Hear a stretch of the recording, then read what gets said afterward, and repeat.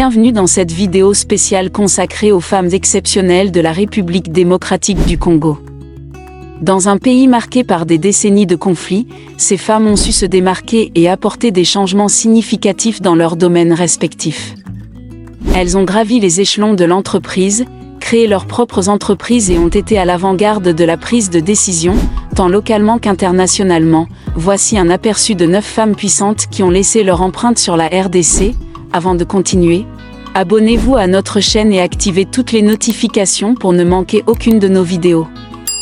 N'oubliez pas d'aimer la vidéo si vous êtes patriote de la RDC. Numéro 9. Marie Toumba Nzeza est une femme politique congolaise. Elle est ministre des Affaires étrangères au sein du gouvernement Ilinga de 2019 à 2021. Elle était auparavant secrétaire générale adjointe de l'Union pour la démocratie et le progrès social, UDPS, chargée des affaires étrangères. À la suite de l'élection à la présidence de Félix Tshisekedi, elle est nommée ministre d'État et ministre des Affaires étrangères dans le gouvernement Ilunga le 26 août 2019, ayant été préférée à Aimé Boji, ancien beau-frère de Vital Kamerhe, directeur de cabinet du président. Elle est la seconde femme à obtenir ce poste depuis Ekila Lyonda, 1987, et détient le portefeuille le plus important parmi les 17% de femmes nommées au sein de ce gouvernement. Elle prend officiellement ses fonctions le 9 septembre, succédant à Franck Mwedi Malila, qui assurait l'intérim du ministère. Pendant l'été 2020, Marie Toumba Nzeza s'implique dans la résolution du conflit frontalier entre la RDC et la Zambie. Elle mène ainsi plusieurs délégations pour négocier avec succès le retrait des troupes zambiennes du territoire congolais, faisant notamment appel à l'aide du Zimbabwe et de la SADC. Après cet épisode, elle indique que le chemin de la diplomatie sera désormais celui utilisé en priorité par la RDC en cas de conflit avec ses voisins. Numéro 8. Sonia Pembe est née le 21 février 2001, en République démocratique du Congo. Dès son plus jeune âge, elle a montré un intérêt pour la mode et le glamour. Elle aimait se mettre en valeur et être au centre de l'attention. Sa confiance en elle et sa passion pour la photographie ont contribué à la création de son personnage en ligne. Sonia Pembe a commencé à publier des photos d'elle-même sur les réseaux sociaux dès son adolescence. Son style unique et sa beauté naturelle ont rapidement attiré l'attention. Les gens étaient captivés par son charme et son sens du style, et ils ont commencé à la suivre en grand nombre sur Instagram. Avec le temps, Sonia Pembe est devenue une figure incontournable de la plateforme. Sa personnalité authentique, sa beauté envoûtante et son style impeccable ont conquis de nombreux fans à travers le monde. Elle est devenue une source d'inspiration pour ceux qui cherchaient des idées de mode, de beauté et de style de vie. Numéro 7. Didi Stone, fille du chanteur emblématique de la République démocratique du Congo Koffi Olomide, elle n'a pas profité de son patronyme pour devenir célèbre. Au contraire, celle qui cumule la casquette d'influenceuse avec Elle de Top a eu un parcours plutôt classique. En 2015, elle est repérée dans une rue parisienne par un scout, note de la rédaction, dénicheur de mannequins, alors qu'elle n'a que 15 ans, et multiplie quelques contrats de modèle dans la foulée. Mais quand, un an plus tard, l'édition américaine de Vogue la qualifie de belle de jour et lui tire le portrait, celle qui se rêve alors égérie Jean-Paul Gaultier, ce qui est désormais chose faite, voit sa carrière exploser. Au même moment, sa communauté Instagram prend de l'ampleur. Étant une jeune femme de la génération Z, Didi Stone y partage aussi son quotidien. La jeune influenceuse, qui a grandi entre la capitale française et Kinshasa, y fait ainsi rêver de nombreux internautes. Une routine de star qui ne change pas vraiment de ce qu'elle a pu vivre enfant. Numéro 6. À la tête de Glencore RDC depuis le début de l'année, Marie-Chantal Kaninda prend les rênes de la filiale congolaise du groupe anglo-suisse à un moment charnière de son histoire. Le géant mondial du négoce et de l'extraction des matières premières cherchant aujourd'hui à donner des gages aux autorités du pays après avoir été pointé du doigt pour des actes de corruption entre 2007 et 2018. En décembre 2022, la direction de la société, basée en Suisse, a indiqué que dans le cadre d'un accord passé avec la République démocratique du Congo, elle s'engageait à payer 180 millions de dollars pour solder les litiges concernant ces accusations de corruption, mises en lumière par une enquête de l'agence anticorruption britannique Serious Fraud Office, SFO. Pour beaucoup, la nomination de Marie-Chantal Kaninda à ce poste prouve en tous les cas qu'elle a les épaules suffisamment solides pour faire face à la situation et maintenir la filiale congolaise de la multinationale sur les bons rails. Numéro 5, à peine arrivée au Sénat, Francine Muyumba monte au firman et attire la plus grande part de visibilité des femmes à la Chambre haute.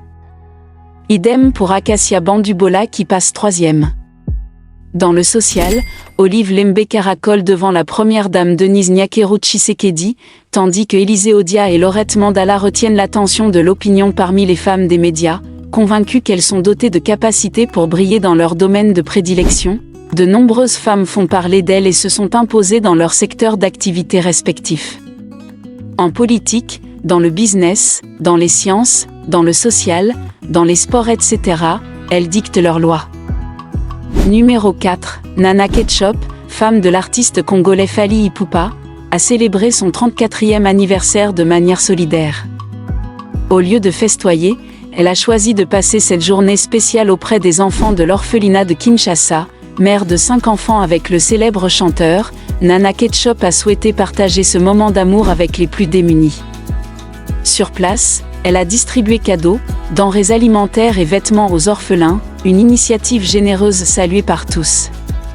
Fière de son rôle de warrior numéro 1, comme elle se surnomme, la première dame de Fally Ipupa continue de mettre sa notoriété au service des plus vulnérables. Numéro 3, Denise Nyakero.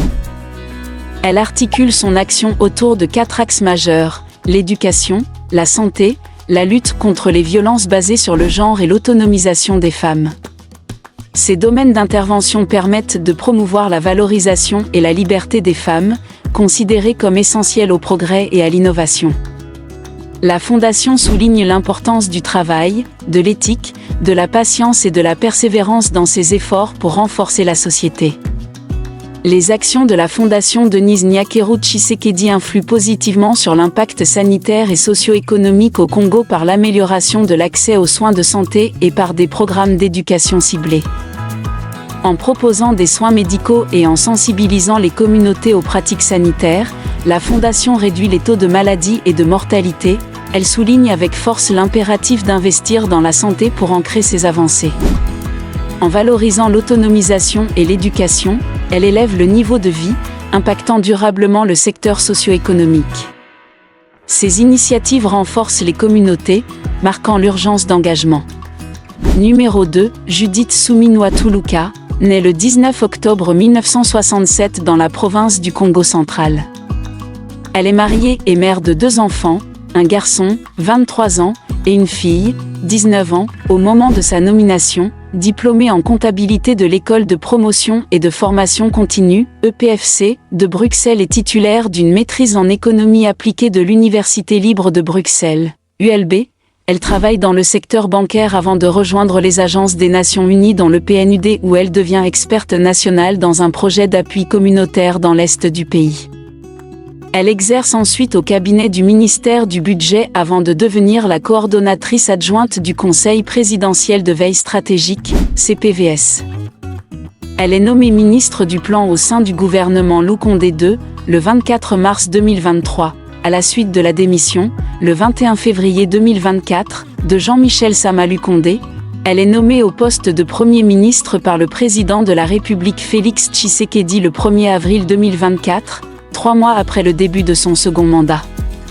Elle devient la première femme première ministre en République démocratique du Congo. Elle prendra ses fonctions dans un contexte sécuritaire tendu dans le pays, avec l'intensification des combats au Nord Kivu, notamment contre le groupe rebelle M23. Numéro 1, Olive Lembe mène la danse dans le social.